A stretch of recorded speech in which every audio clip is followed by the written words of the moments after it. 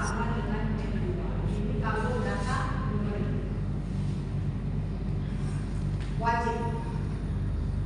Maka kalau data numerik pakailah case control. Kenapa case control?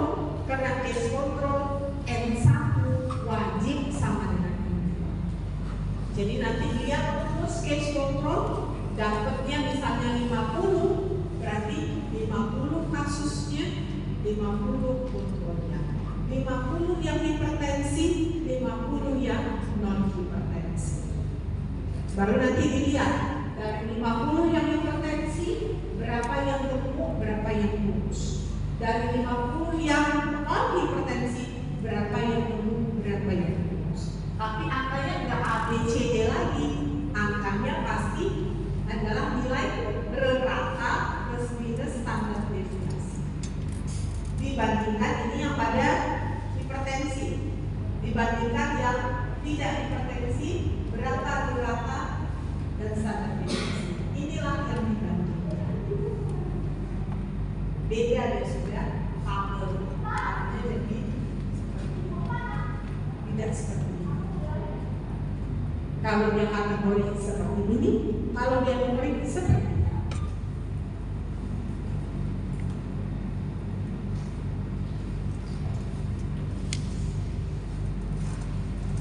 Ada yang bertanya? Kompleks sekali anjir. Silakan kalau masih ada yang minum dari sini, kalau masih ada yang minum baik.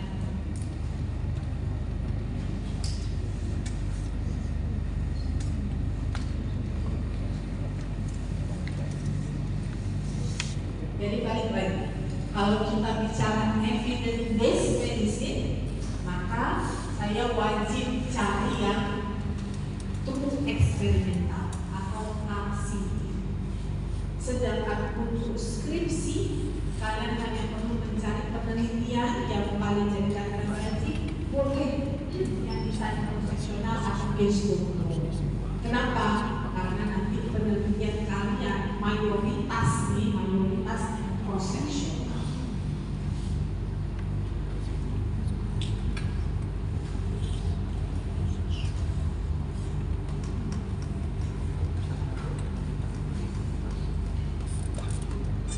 Oke, balik ke evidence based medicine. Tadi evidence based medicine ada best evidence, ya kan?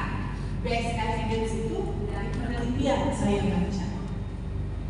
Yang kedua yang harus saya pertimbangkan adalah clinical expertise. Clinical expertise itu pengalaman. Jadi kalau tadi saya katakan bahwa kita tidak boleh solely apa istilahnya, kita tidak boleh 100% bergantung kepada pengalaman kita. Jadi ada yang kita baca di baru, kita gabungkan dengan pengalaman kita. Ada satu lagi yang harus kita pertimbangkan, kemauan dari pasien.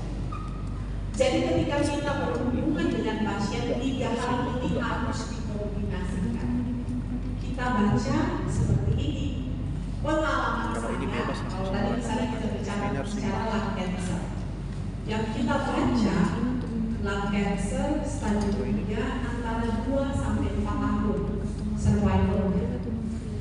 Pengalaman saya Bu, biasanya dengan kondisi seperti ini antara 2,5 tahun. Ini beda lah angkanya berapa. Dia bisa Bu lebih panjang kalau itu konsumsi obat ini. Berarti kalau misalnya Adalah konsumsi obat. Tapi obat ini harganya mahal. Bagaimana kita kembalikan kepada pasien? Baru pasien katakan, bolehlah dokter kamu coba obatnya, silakan. Kalau misalnya katanya dokter terlalu mahal, tidak apa-apa, kita carikan alternatif obat yang lebih, tapi tidak menjanjikan dia bisa hidup 2,5 tahun. Misalnya seperti itu. Jadi banyak ya sekarang, ya, terutama untuk penyakit kanker. Kemarin ada kasus di rumah sakit khusus kanker darah pada anak. Kita nggak bisa tackle di sini, nggak bisa kita tackle. Lalu kebetulan orang tuanya punya sumber